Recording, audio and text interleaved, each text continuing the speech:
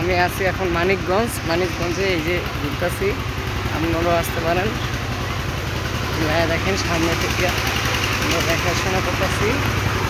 দেখাচ্ছি এখন মানিকগঞ্জ নিজেদের বাড়িতে ঘুরতেছি।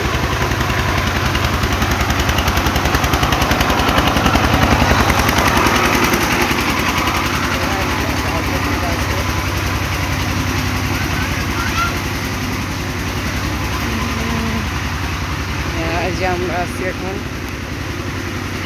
নিজেদের বাড়িতে এসেছি অনেক বছর পর। এখানে কচু শাক আছে, তারপর অনেক কিছু আছে।